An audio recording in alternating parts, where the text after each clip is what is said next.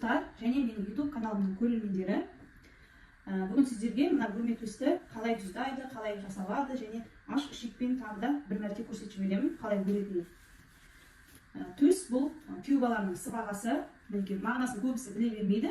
Негізінде төс екі қабырғалы елді мына төспен біріктіргендей сіңімді болсын деген мағынаны білдіреді екен.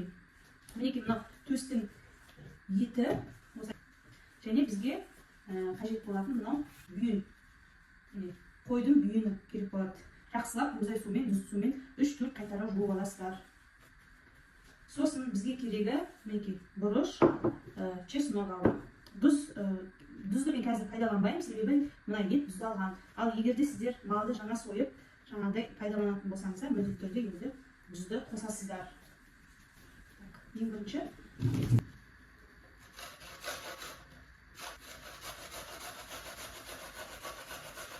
өздеріңіздің қалауыңызша мына чеснокты қанша қосасыздар, өздеріңіздің қалауларыңыз біледі.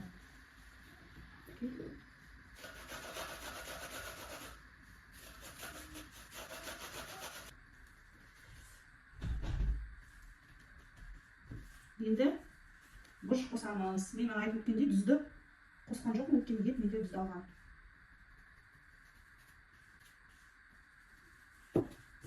Енді мына жаңа жуып алған, тазалап алған бүйінге саламыз осы төсті етін.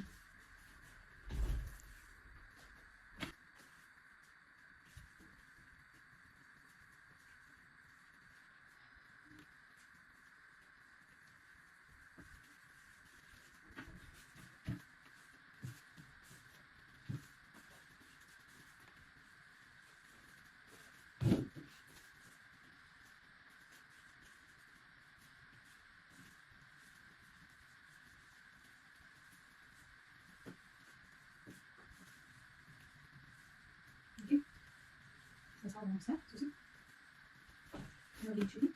жіппен байламыз. Шықпен дейді, жіппен байламыз. Мінекей аш шегімізді 4-5 қайтара жуамыз.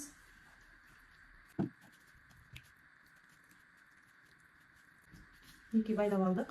Енді осыны баспанамыз болса кигіземіз. Енді әр саусаққа осылай өткізіп шығамыз. 1, 2, 3, 4. Енді осында өріп бастаймыз. Өткіздік. Мынадан шығарамыз. Тағы да солай сырт жағынан өткіздік.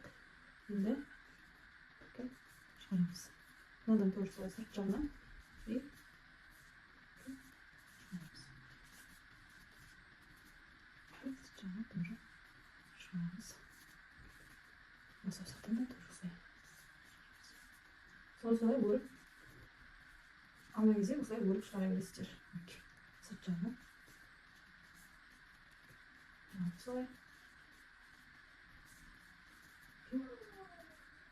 Тоқуы керек.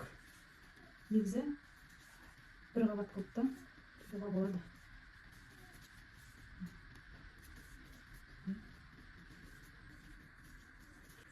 Осындай әдемі болады.